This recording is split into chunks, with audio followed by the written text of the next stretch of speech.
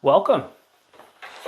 Welcome to Bible Story Children's Time, the Wednesday edition. It's Wildcard Wednesday, and I'm glad you could make it. Thanks for joining us. So last week, we talked about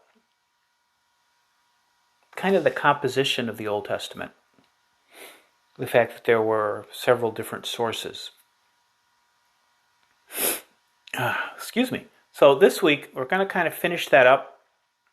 And I know you thought we were finished already, but we're going to just kind of finish up the composition of the Bible in general. Because I think it's good context for us to have. Because after all, when we think of the Bible, we want to look at the Bible, we can go pull the book off the shelf, or we can pick it up off our coffee table, if we have a coffee table, or look it up on our tablet, and we've got it. But that wasn't always the case. The Bible, and I've mentioned this before, it's not a book, or at least it hasn't always been just a book. It is a collection of books. It's like a miniature library. There's 66 books in the Bible, 39 Old Testament, 27 New Testament. And the natural question is, well, how did we get all these books? Where did they come from? How did we decide that they would be in the Bible? So, first things first, books in the Old Testament, in particular, were not books the way we think of them. They were written on papyrus or on parchment. So, we think of a book,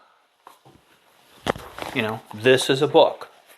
It's got pages, it's got a cover, it's got a back cover, all of that stuff. For most of the history of the Bible, or all the early history of the Bible, okay, this is paper towel, but you get the idea. This is what a book, any particular book of the Bible, looked like. It was a scroll. It was a roll of papyrus or parchment, and it was written on from end to end. The very beginning would be coiled down there, perhaps.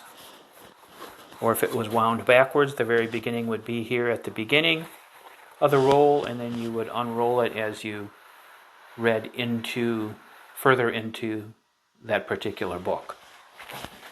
Okay? So this is what that looked like originally. Like I said, there were 39 of these guys. How did we decide what was going to be in the Old Testament? And the quick and dirty answer to that is we didn't. What we call the Old Testament is what is technically known as, if you're ever in a class, it's known as the Hebrew Bible, because it's the Bible that the Hebrew people assembled. And that was basically done sometime around 200 BC.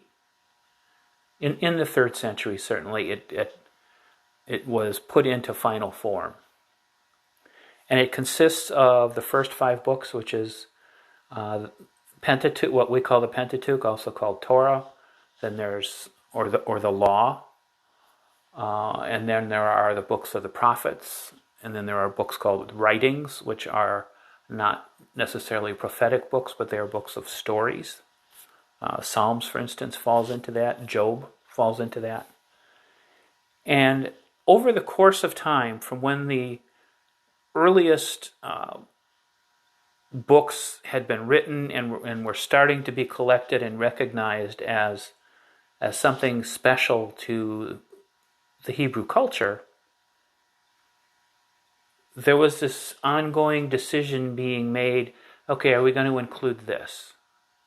Is this part of our tradition? Is this one that we know was God-inspired and we want to include it? And like I said, by 3rd century, probably late 3rd century BC, that decision was pretty much made, and they pretty much had the books that we would recognize today, all of the different names.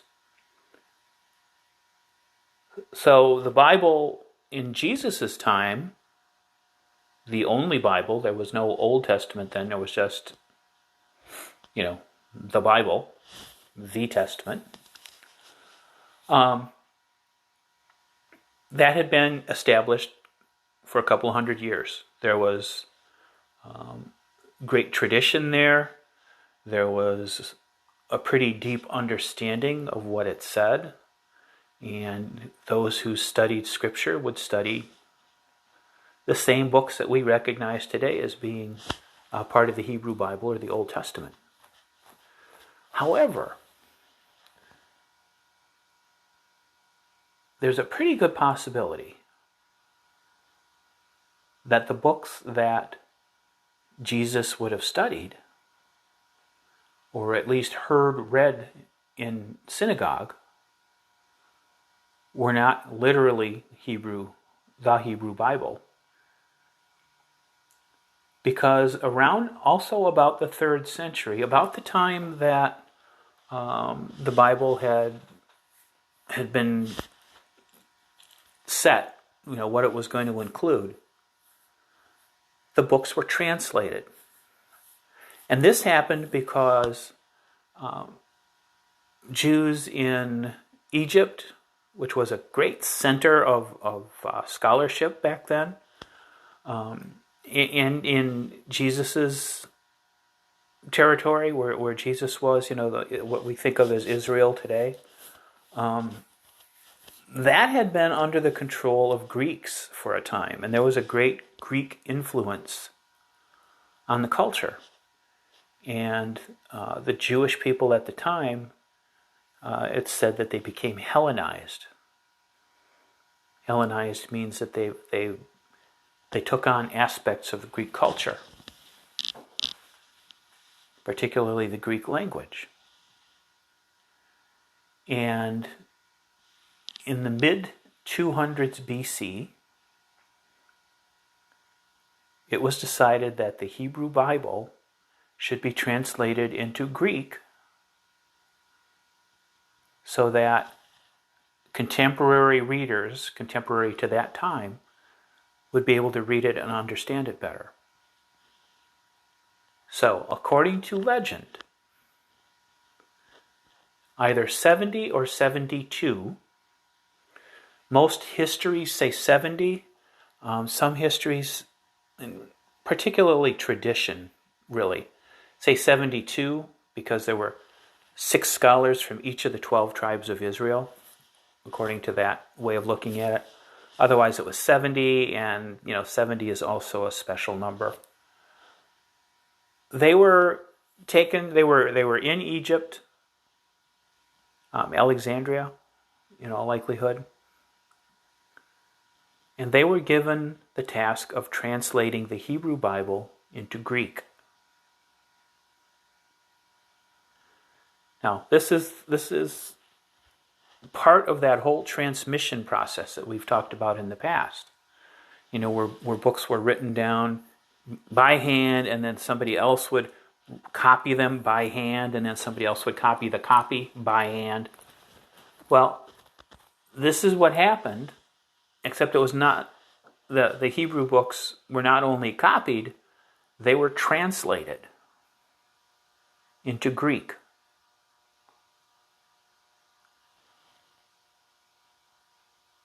And according to legend,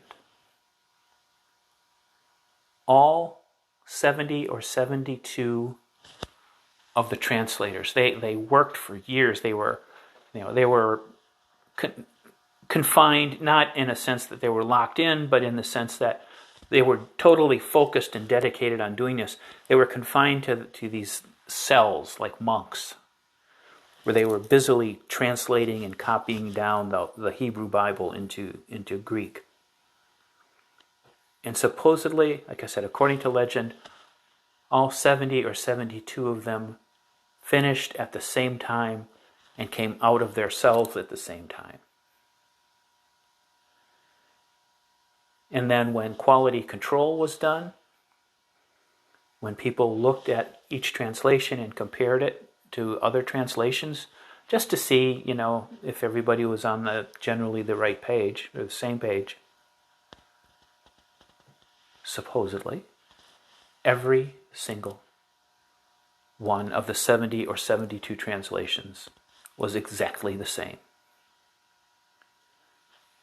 This speaks by tradition to the fact that these were certainly God-inspired translations,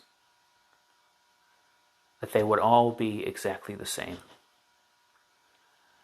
Now, we don't know, looking back, we don't know if that's exactly what happened, or if they were just really pretty similar, and then that was all kind of homogenized at some point into a single document. But that Bible, the Greek translation of the Hebrew Bible from the mid-3rd century, is called the Septuagint. And again, if you study Bible history at all, or take any classes at some point, you will run across that, Septuagint. That's the Greek translation of the Hebrew Bible. That's the Bible, the Testament, the translation that Jesus would have been familiar with. Also, not coincidentally, because again it was the common language of the time, the New Testament, what would go on to become the New Testament, the Gospels and the epistles, the letters that were written to different churches by apostles, those were all written in Greek as well. And they were written in an ancient form of Greek, of the Greek language. And those all took form into what we recognize today as the New Testament around the 3rd century AD, somewhere in that vein, in that range. Now, one other thing. I talked about how these things were copied by hand. So I just want to show you what the copyists would be working with. Because this is a page, a photo of a page from the Gospels. Can you understand it? If you look at it and say, no, of course I can't understand it, that's all Greek to me. Ha ha ha. Okay, maybe not. It's written in Greek, so how could we possibly understand it? Here's a passage, a part of a passage from the gospel we're using today, or this coming Sunday. This is written in English. Do you understand that? Well, kind of. Probably, since it's English, you can, if you study it carefully, you can kind of parse out what it says. But this is what Bible translators were up against in later years. Because when Greek was written in the ancient days, they didn't bother with these newfangled things like putting spaces between the words or having punctuation marks, stuff like that. So they would just take all of the words and they just cram them all together. So it was like a giant run-on, not even a run-on sentence, like a run-on word. So people who were translating after that had to be able to read through and pick out the words and put them into understandable English or whatever language was being translated into. The next big language, of course, that the Septuagint and the Gospels would have been translated into would have been Latin. So, and that would have, at least would have started to come into individual words. Now, 2 other things about the composition of the Bible. The books didn't have chapters. Wrap your head around that for a minute. This is our stand-in for a scroll with a book on it. In the original text, this was one continuous document, no breaks. Chapters were inserted into the text, meaning somebody looked at the text and said, okay, this needs to be a paragraph, or this needs to be a chapter, and this needs to be a chapter, and this needs to be a chapter. That all happened in the 1200s. And that comes to us courtesy of Cardinal Stephen Langton, who was a Catholic cardinal in England. And after he did that, everybody looked at it and said, hey, this is pretty slick. Makes it much easier to find a particular passage that we're looking for. Now all I have to do is go to the right chapter. But still, you have a whole chapter maybe to read through if you're looking for one particular thing. So in the 1500s, a Frenchman named Robert Estienne, I know I'm not pronouncing that right, but it's going to be, it's Estienne, Estienne. He was a printer.